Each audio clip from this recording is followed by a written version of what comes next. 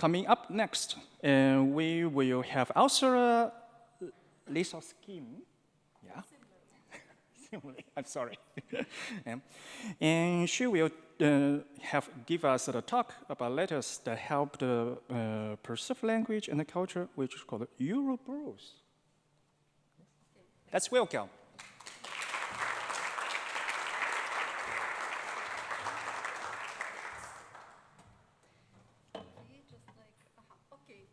Thank you for inviting me to give a short speech about...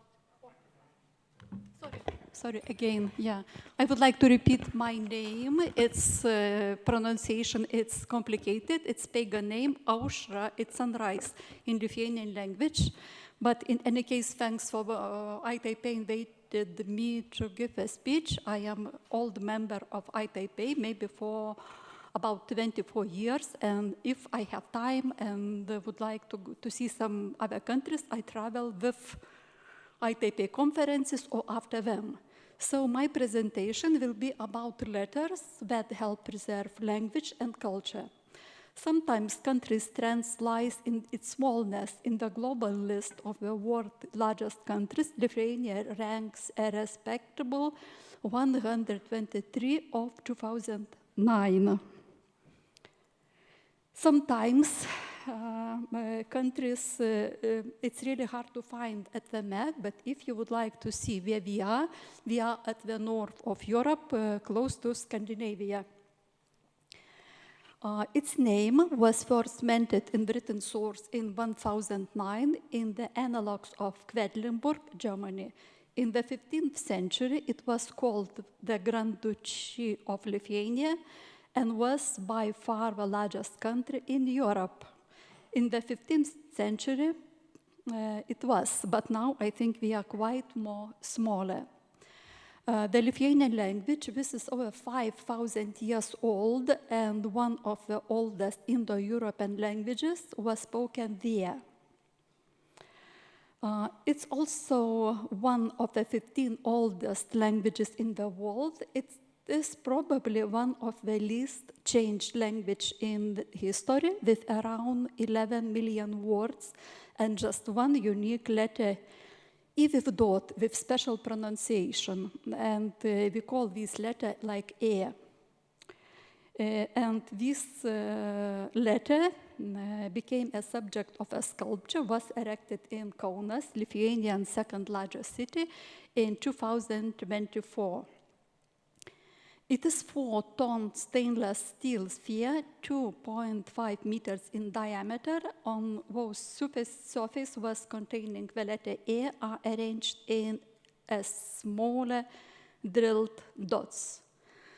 And just beginning, but really I would like to tell 3 stories in which the main characters are the letters that help to preserve the Lithuanian nation, settled by the Baltic Sea, in its statehood, language, and culture. The first story is about book smuggling. Book smuggling is a phenomenon of Lithuanian culture which arose in response to the Tsarist Russia, 1864-1904, ban on Lithuanian language books printed in late Latin characters. Lithuanian publications were only allowed to be printed in Cyrillic alphabet in the hope that Russian language would slowly replace the Lithuanian language. And here you see some examples how they look like. You can imagine if you speak in one language and if books are printed in another system. So it's really complicated to keep language if you can't read or book. So for 40 years, not only men but also women, risking their freedom or even their lives, secretly transported Lithuanian printed matter from Prussia to Lithuania and distributed it through the country. Despite the fact that the penalty for distributing books was imprisonment or deportation to Siberia, the books trade was very active. Lithuanian books and newspapers in Latin characters were passed from hand to hand, read secretly, and children were taught Lithuanian writing at home. Books were smuggled across the border to Lithuania by some 3,000 book smugglers. In the early 19th century, illegal home schools set up and run by the peasants themselves began to appear in Lithuania. These schools used elementary textbooks in Lithuanian written in Latin characters and published abroad. The textbooks were often replaced by prayer books used not only by children but also by adults. Thus, with the help of book smugglers, the Lithuanian alphabet and Latin characters, including the strange letter E, were preserved for future generations. Since the first mention of Lithuania in 1009, Lithuania's statehood and language have never been replaced by another language. In 2004, the UNESCO, United Nations Educational, Scientific and Cultural Organization, recognized the Lithuanian phenomenon of book smuggling as a unique cultural activity without analogues in the world. Precisely because the forbidden and hard-to-get fruit is so sweet, the ban on Lithuania press had the opposite effect. It raised a generation eager for science, imbued with Lithuanian consciousness, and awakened for need for ordinary people to read, speak, and write in their own language. So it's the third story. So we try to keep our language and in situation that it can be at the same and old. Just maybe the oldest life in the Europe group, we speak here in Lithuania, but also we try to follow the other languages that everything is going. So it's interesting. The second story is a detective story about an underground printing press. The name of this press was A&B. After the Second World War in 1945, the Soviet Union occupied Lithuania, an independent European country on the Baltic Sea. From the beginning of the occupation, the country was the scene of resistance movement and was really active for almost 20 years, until the death of the last partisan in independent Lithuania, Antanas Kraujelis, in 1964 or 65. The Soviet censored all information and media, television, radio, and the press. But in 1975, two brave printers, Andziulis and Bacevičius, set up a secret underground printing press, AB, in a Danjadang underway house, where they printed religious and patriotic publications at the risk of their own lives and those of their families. 23 titles with total print run 1,038 copies. It's really a big amount printed secretly and distributed between people.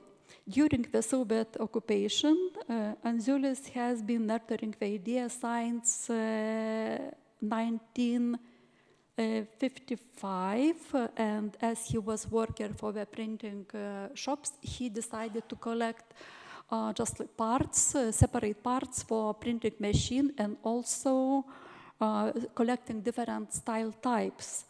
In 20 years, he managed to get the necessary equipment and set up a fine printing press in the underground. The equipment and letters were collected from different printing houses in Lithuania, so it was impossible to trace where it all came from.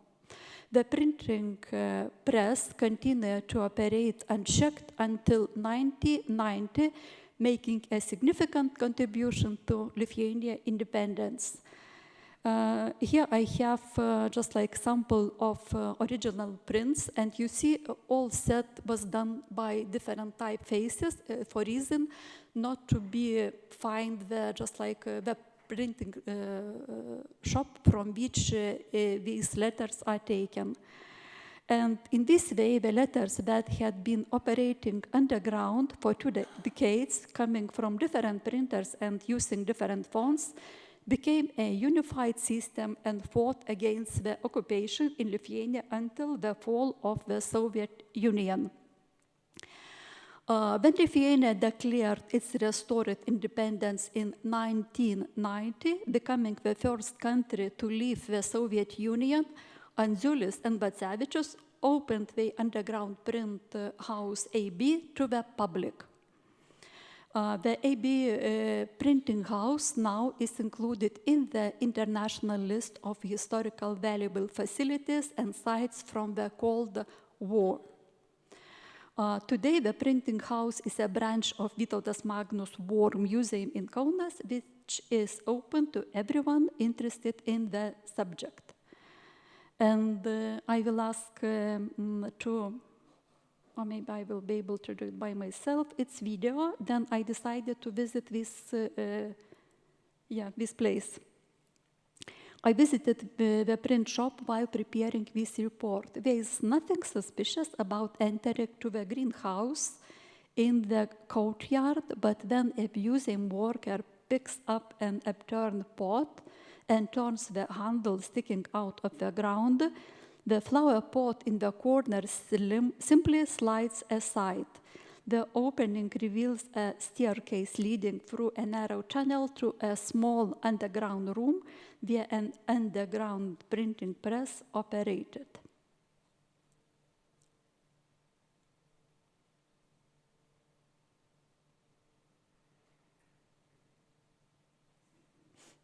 So you will see how this lady, she is the wife of one of the printer, and she is still working for the museum.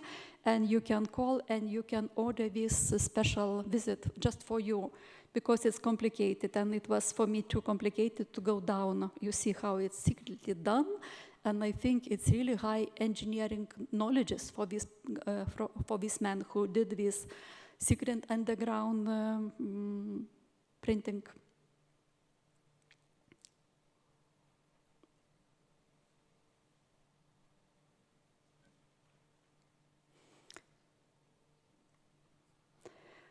So just like today, the printing press is still in perfect working order. The museum offers educational activities, and all visitors can see how the letters contributed this. Sorry, I will like to go step one forward back. How the letters contributed to the preservation of the Lithuanian nation, language, and statehood by working underground. So just, it's a small video how it's working now. It's done from different parts, from different printing houses, and still it's possible to print by this machine. Okay, and the third one story is about the memory of characters, and the story is about Romas Kalanta. It's the name and surname of one guy. This is a story about the deep years of Soviet era, then Lithuania, occupied by Soviet Union after the Second War, lived behind the Iron Curtain for 50 years. The harsh authoritarian regime tried to change the Lithuanian desire for freedom, again to replace the Lithuanian language with Russian. But the first two examples I have given show that it is impossible to change what lies at your heart of a nation ethnos formed over thousands of years language. The lack of freedom was particularly felt by young people. Even through the Iron Curtain, they could feel the latest trends in the youth movement. They were interested in Western music, dissident literature, the hip hop movement, which we had a different goal from that the Western world. The hippie movement in Lithuania was associated with resistance to the Soviets and personal freedom. So the 18-year-old Romas Kalanta in 1972, in protest against the Soviet regime, doused himself in petrol and burned himself to death in the main square of Kaunas, shouting "Freedom for Lithuania." According to the information sources, during the Soviet period in Lithuania, 16 people burned themselves to death in protest against the occupying regime, but all of them classified as mentally ill and unknown to the public. Only one event became widely known and left a deep imprint on the lives and worldview of Lithuanian youth. His drastic act reinforced the anti-Soviet sentiment when the Soviet refused to allow his public burial. When the young people at the funeral found out that Kalanta had already burned out, there was a huge riot, a demonstration in the main street of the city with young people chanting "Freedom for Lithuania" and carrying homemade slogans like get rid of the occupiers, giving everything hope that it is possible to free themselves from Soviet occupation. But demonstrations were violently dispersed and by the power structures, the KGB and the Soviet police, and many young people ruined their lives through imprisonment and expulsion from universities. This is image from this young generation demonstration, which was done by secret in KGB, and this is originally documents from KGB. Now we have possibility to get this information. But the sense of freedom and hope was still smoldering in the hearts of everyone who had experienced Soviet repression in occupied Lithuania. It was also in my heart as a daughter and granddaughter of political prisoners. Then, as a teenager in 1972, I witnessed the protest and those young people and the brutal crackdown on them. So this is some images from how young generation tried to protest against, you can imagine, Soviet Union. And it was happened almost 50 years ago, and in 2022, Kaunas, the city where the youth protest took place 50 years ago, has been nominated as European Capital of Culture 2022. One of the events was the exhibition, 1972, Breaking Through the Wall. The historical memory had not faded, so in my search for a graphic key for the visual communication of this event, I found in my sketches this I don't know why I did it, but this memorabilia became the main visual and inspiration for this exhibition and the key design element of the youth resistance to the Soviet occupation. So I decided for the exhibition to create unique display font UROBORUS, and just like this is full set of its display font. Of course, it's not so easy to read it, but of course it's for headlines and for some other elements also possible to use. And this is simple letters, maybe a bit severe, like X, not very pretty. They seem to be growing, reaching out to outgrow themselves and join with other letters in their desperate struggle against Soviet occupation.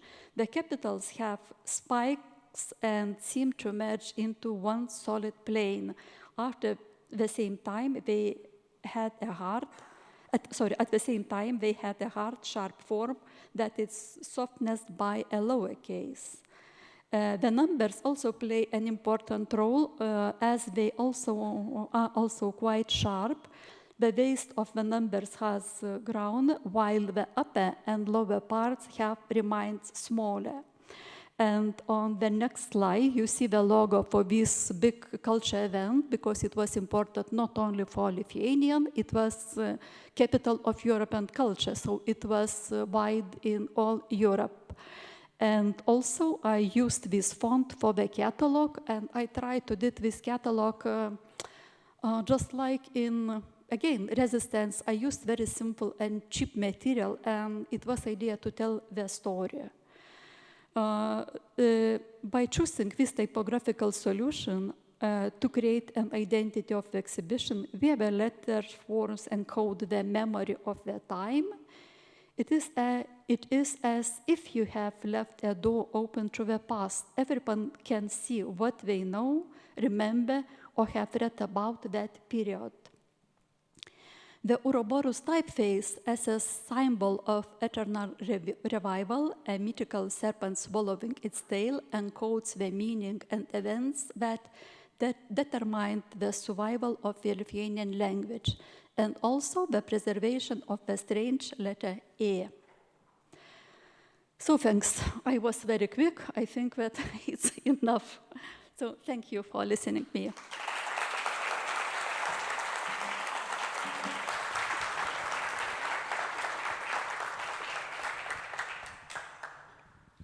Thank you very much. So we have many time for questions. Yes, because I was very quick. So any questions?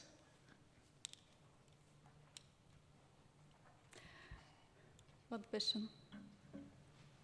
Yes. Thank you for your presentation on this. It's amazing. Other than print, have you thought about applicating Ouroboros to other mediums, acrylic, woven things, anything of that nature, as well as like collages or anything like that, different art mediums for the show? Sorry, maybe can you you put your question more concrete? It's just if you would, do you plan on exploring different mediums with Ouroboros?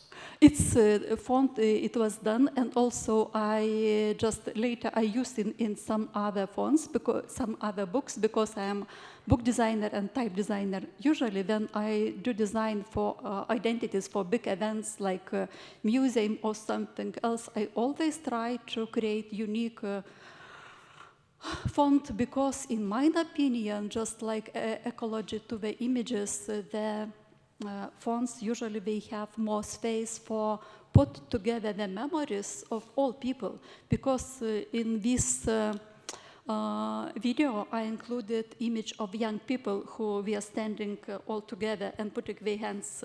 It's okay, it's strong, it's also show the movement of young hippies, but in any case, in this picture, you see just different men, and if you know them, or maybe somebody knows, it's your history, it's closed in one image. But if you have typography, so it means you have more wider, just space for putting all memories of all peoples. Right.